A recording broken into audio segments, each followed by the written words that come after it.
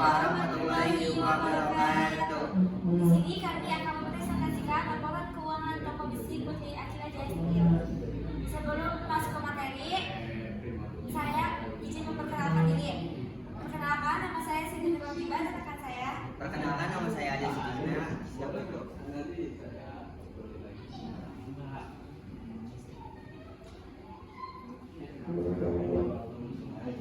Informasi perusahaan.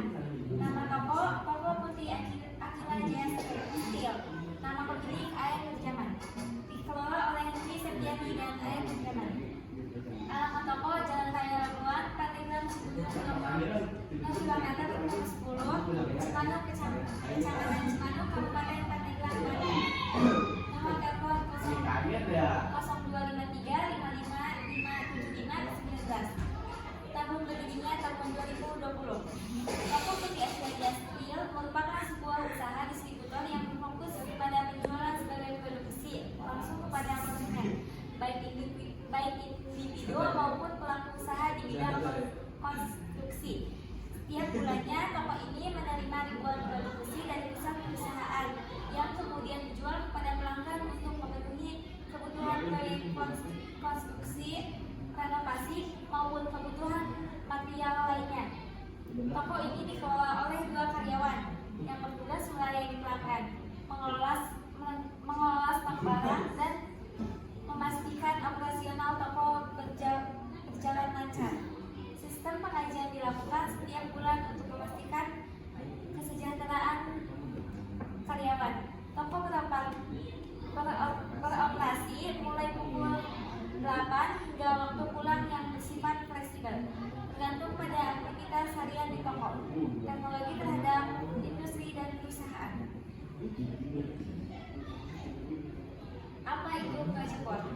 Project work merupakan bagian dari implementasi matematika dan akuntansi, yaitu untuk praktikum akuntansi perusahaan jasa dan dagang. Langkah yang pertama, observasi ke tempat perusahaan yang akan kita hitung laporan keuangannya. Langkah kedua, setelah melakukan observasi, kita mendapatkan bukti untuk mengisi neraca awal aset, hutang sampai dengan modal.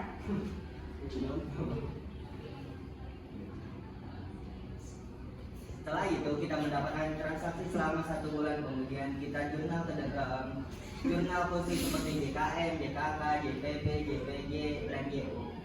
1. Isi dari jurnal kas masuk JKM berisi kas, potongan penjualan, piutang dagang, penjualan, dan retur penjualan.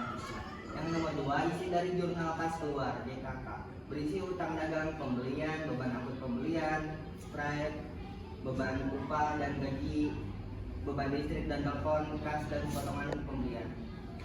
Nomor 3, isi dari jurnal pembelian JPB berisi pembelian dan utang dagang. Isi dari jurnal penjualan JPG berisi piutang dagang dan penjualan. 5. Isi dari jurnal umum JU berisi utang dagang, retur pembelian, penjualan, retur penjualan, dan piutang dagang. Nomor 6, buku besar pembantu piutang yang diperoleh dari jurnal yang mengacu pada pembelian kredit. Nomor 7, buku besar pembantu utang dagang yang diperoleh dari jurnal yang mengacu pada penjualan kredit. Setelah kita menjurnal, kita posting ke dalam buku besar. Kemudian setelah itu diposting dimasukkan ke dalam neraca sampai. Jurnal penyesuaian, ada juga jurnal penyesuaian berisi tentang persediaan akhir dan awal beserta beban akumulasi. Ada juga neraca lanjut yang terdiri dari neraca saldo serta laporan keuangan.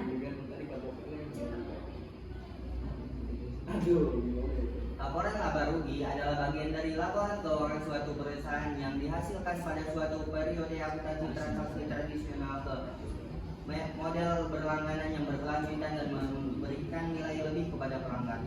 Laporan perubahan modal. Laporan perubahan modal adalah laporan keuangan yang menyajikan informasi mengenai perubahan modal ekuitas pemilik perusahaan dalam suatu periode tertentu.